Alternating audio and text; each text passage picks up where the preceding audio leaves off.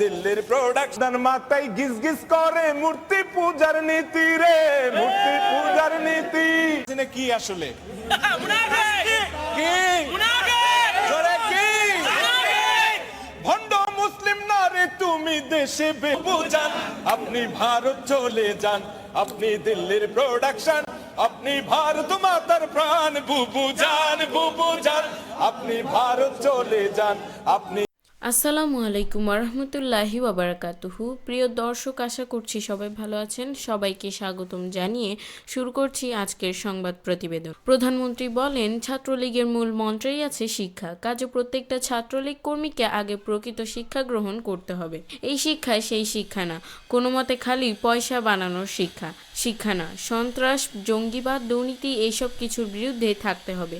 ছাত্রলীগের প্রত্যেকটা নেতা কর্মীকে এই নীতিটা মেনে চলতে হবে। এত নির্লোভ প্রধানমন্ত্রী পৃথিবীতে বিরল। হাসিনা ঠিকই বলেছে, এটা ওনাদের পারিবারিক ঐতিহ্য। ওনারা যা চান বলে প্রকাশ্যে বলেন সেটাই ওনাদের অন্তরের কথা, ওনারা যা চান না বলে প্রকাশ্যে বলেন সেটাই ওনাদের অন্তরের কথা। ঠিক যেমন আমি প্রধানমন্ত্রিত্ব চাই না, আমি বাংলার মানুষের অধিকার চাই। মনে পড়ে কে বলেছিলেন এই কথা? বাপকা বেটি সেপাইকা ঘোড়া। আমার নেত্রী তাহাজ্জুদের ভোটে ক্ষমতায় আসতে পারে, কিন্তু যেন তেনভাবে দিনে ভোট করে কখনোই না। উনি নির্লোভ হয়েও 12 বছর ক্ষমতায়, কিন্তু বিএনপির মতো লোভী হলে তো তখন এই ভণ্ড জাতি বুঝতো কি যে দুঃখ।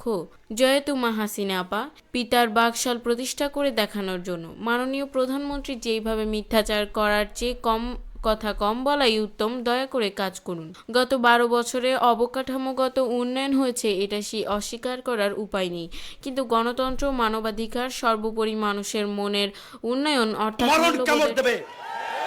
তারা পাগলা কুকুরে পরিণত হয়েছে এখন। যেমন কুকুর গণতন্ত্র ফিরিয়ে আনা। চোর চোর চোর শেখ হাসিনার 3 গুণ নির্যাতনার গুম খুন, শেখ হাসিনা নির্যাতনার গুম খুন, শেখ হাসিনার 3 গুণ। তাদের সময় ঘনিয়ে আসছে, তাই তারা এখন ক্ষমতায় থাকার জন্য অবনতি পরিলক্ষিত হয়েছে, যেখানে আপনার সরকার সম্পূর্ণ ব্যর্থ। তারা এখনো পর্যন্ত এমন কোনো নীতি প্রণয়ন করতে পারেনি যা থেকে আমরা আশার আলো দেখতে পারি। সবচেয়ে বেশি ক্ষতিগ্রস্ত হয়েছে শিক্ষা খাত, যার নেতিবাচক ফলাফল আমরা এখন থেকে 10 বছর পরে দেখতে পাব। আইনের শাসন তো অকল্পনীয়, সেটা চিন্তা করাও আপনার রাজ্যে পাপ। তা না হলে চলমান প্রধান বিচারপতিকেও তার আসন ছেড়ে পালিয়ে যেতে হয়েছে। আপনার বাবার মতোই বলছেন। 70-এর নির্বাচনের পর আপনার বাবা বলেছিল, প্রধানমন্ত্রিত্ব চাই না, বাংলার মানুষের মুক্তি চাই। কিন্তু স্বাধীন হওয়ার পর কি করেছে সেই ইতিহাস আমরা জানি। আপনি ভালো মানুষ, যেন তেনভাবে ক্ষমতায় আসবেন না।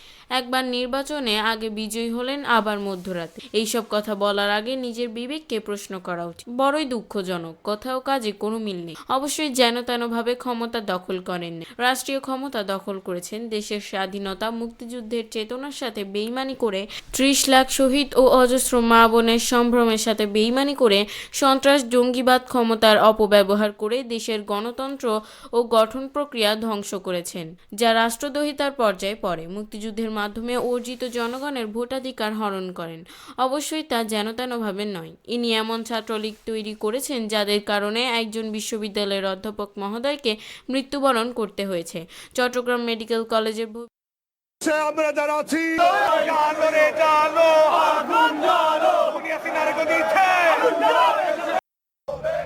But across the day, another reception on the streets of London. Well, on one thing, the British Foreign Office, these উঠান বানাতে চায়। আজকে দিল্লিওয়ালাদের কাছে বাংলাদেশের সার্বভৌমত্ব তুলে দিতে চায় তারা। বন্ধুরা আমার, আজকে প্রবাস ডক্টরদের মৃত্যু হচ্ছে, ভবিষ্যৎ প্রকৌশলীর মৃত্যু হয়েছে। স্বামীর কাছ থেকে স্ত্রীকে তুলে নিয়ে ধর্ষণ, আর লিখতে গেলে রাত শেষ হয়ে যাবে। আমি প্রতিজ্ঞা করছি, যদি কখনো চলচ্চিত্র পরিচালক হই, তাহলে তোমাকে নিয়ে একটা ফিল্ম তৈরি করব, যার মধ্যে অভিনেত্রী হিসেবে তুমি অভিনয় করবা। তারপর সেই ফিল্মটা আন্তর্জাতিক চলচ্চিত্র কানে তুলব। আমি নিশ্চিত তোমার অভিনয় না দেখেই কান চলচ্চিত্র কমিটি তোমাকে সর্বশ্রেষ্ঠ অভিনেত্রী হিসেবে ঘোষণা করবেন। অনেক ক্ষেত্রে শিক্ষিতের চেয়ে অশিক্ষিত অনেক উত্তম। মিথ্যা বলতে বলতে একসময় মানুষের ভালো কোনো গুণ থাকলে সেটাও মিথ্যার ভিড়ে হারিয়ে যায়। যেন তেনভাবে আপনি তো ক্ষমতায় যাননি, আপনি তো অনেক কষ্ট করে চুরি Murderer Hasina! Go back, go back! Fascist Hasina! Go back, go back! Blood It's because I've been around a long time and I know more than most people now. And I can get things done. That's why I'm running. And you want to check my shape on, let's do push. Confident he'll change his behavior, Mr. President. Yeah, I'm not confident changing behavior. What the hell, what do you do all the time? When did I say I was confident? I said Killer Hasina! Go back, go back!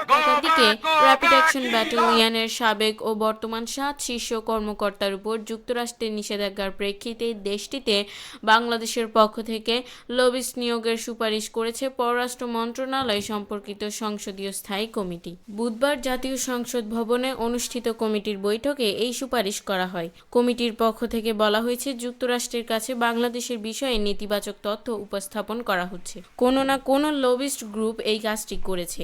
এই কারণে বাংলাদেশেরই উচিত এর counter হিসেবে সে দেশে lobbyist নিয়োগ করা।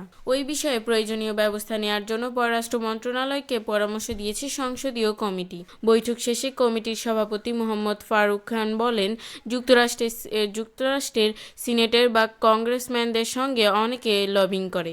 এইসব কাজের জন্য লবিস্ট আছে, সেই কারণে অনেক নেতিবাচক তথ্য তাদের কাছে উপস্থাপন করা হয়। আমাদের এখানে কাজ করতে হবে।